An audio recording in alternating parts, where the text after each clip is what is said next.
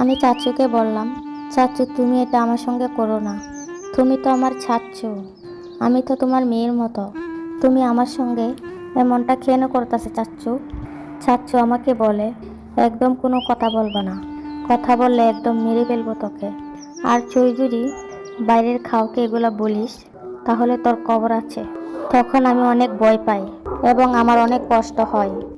সেদিন মনে হয়েছিল আমি মনে হয় আর কখনোই বাবা মার মুখটা দেখতে পারবো না, এমনটি মনে হয়েছিল। আমি মনে হয় আর বাঁচবই না, আমার পুরো পৃথিবীটা অন্ধকার হয়ে আসছিল। কিন্তু ক্ষুধা থালা আমার মরণ লেখেনি। ফ্যামিলির সবার সঙ্গে কথা বললাম, কিন্তু রাতের বেলা কখনো ভাবিনি সারাদিন এত হেসে খেলে দিনটা যাবে। কিন্তু এই রাতটা এমনই একটা রাত, মনে হয় কোনো হিংস্র বাঘের মুখে কোনো হরিণ বা যে কোনো প্রাণী পড়ছে ক্ষুধার্ত বাঘের সামনে, যাকে চিড়ে চিড়ে খায়।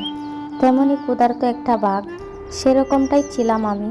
চাচ্চুর খাবার, চাচ্চু সেদিন যেটা করলো, রাতে খাওয়া দাওয়া করার পর যখন ঘুমাতে যাব, চাচ্চু একটা ড্রেস এনে বলে, তুমি আজকে এটা পরে ঘুমাও।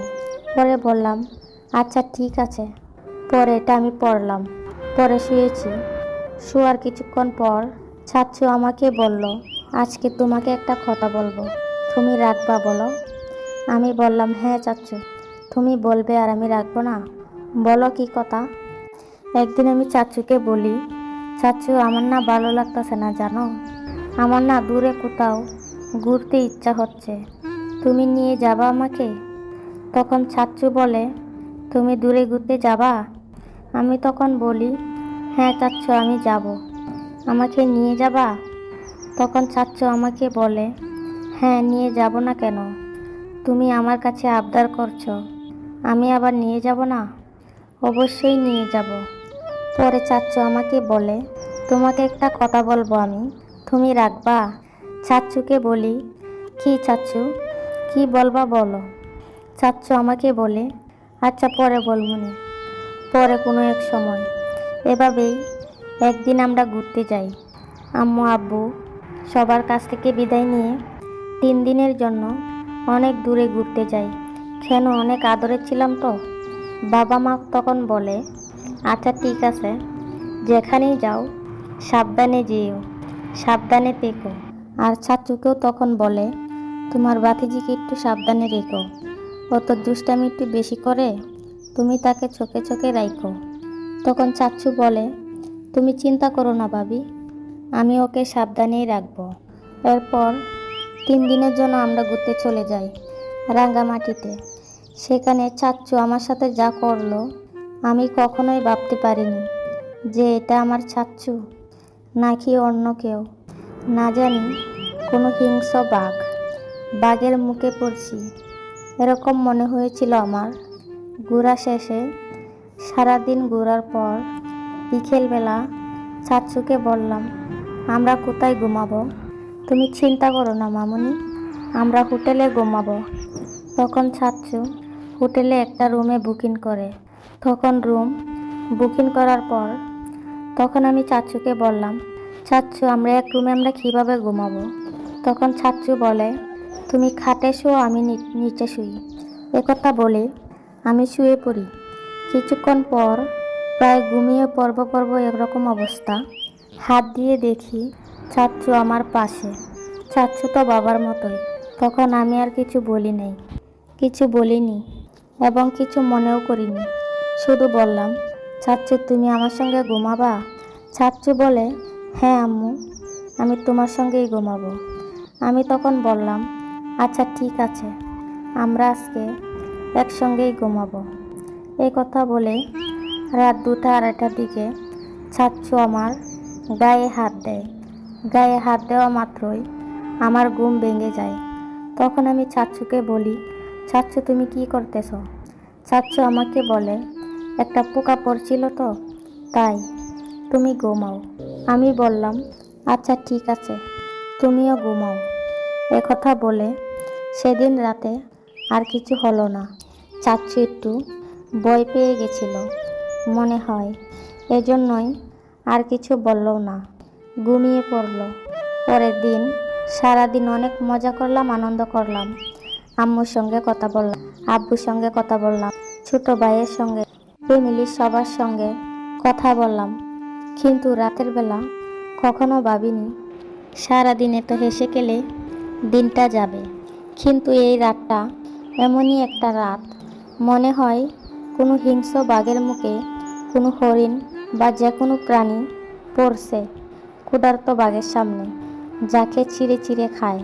তেমনি ক্ষুধার্ত একটা বাঘ, সেরকমটাই ছিলাম আমি। চাচ্চুর কাবাব।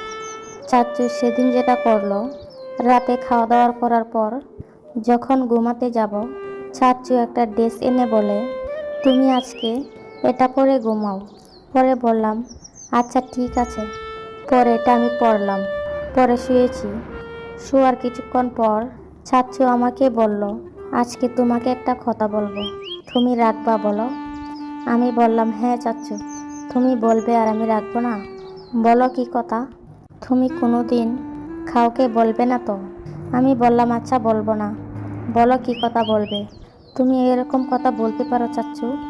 আমি কাউকে বলবো না, আম্মুকেও বলবো না, আব্বুকেও বলবো না। চাচ্চু বলে, আচ্ছা ঠিক আছে, তুমি দেখো আমি কি করি। পরে আমার সঙ্গে যা করলো, আমি চাচ্চুকে বললাম, চাচ্চু তুমি এটা আমার সঙ্গে করো না, তুমি তো আমার চাচ্চু, আমি তো তোমার মেয়ের মতো, তুমি আমার সঙ্গে এমনটা কেন করতেছে চাচ্চু?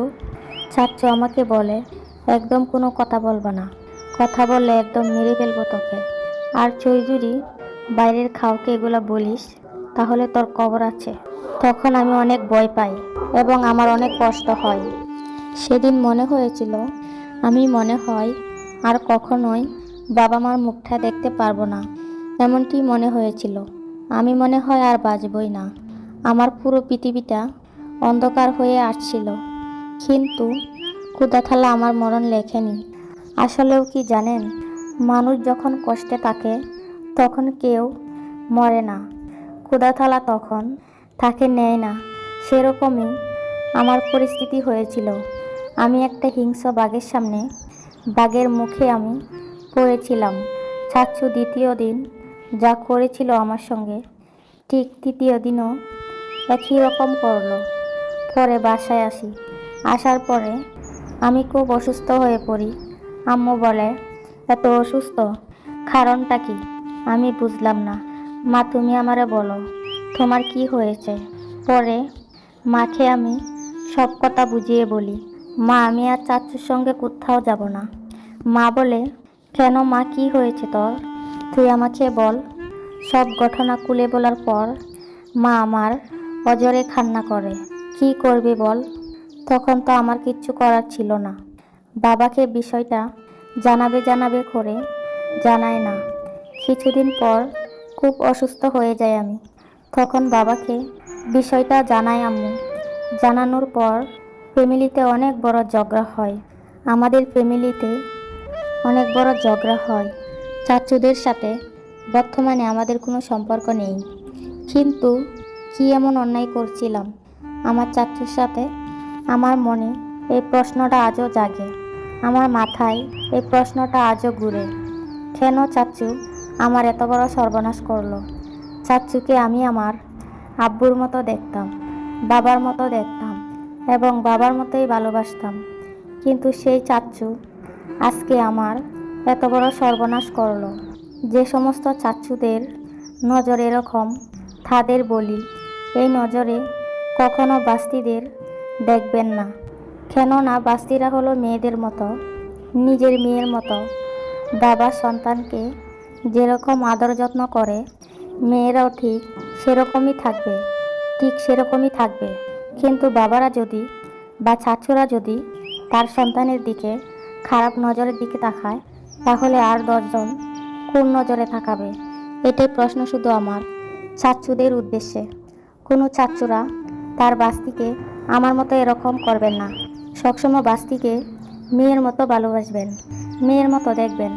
তাহলেই দেখবেন পরিবারটা অনেক হাসি খুশি থাকবে। আর একটা হাসি খুশি পরিবার যখন কান্নার সাগরে ভাসে, তখন তো জানেনই কেমন হয়। সবাই আমার জন্য দোয়া করবেন। এবং কি আমার চাচুর জন্যও দোয়া করবেন। আমার যতই সর্বনাশ করুক, সে তো আমার চাচ্চু। সে যেন এই নজরে আর কখনো আমাকে না দেখে। আমি আমার চাচ্চুর মেয়ের মতো হতে চাই।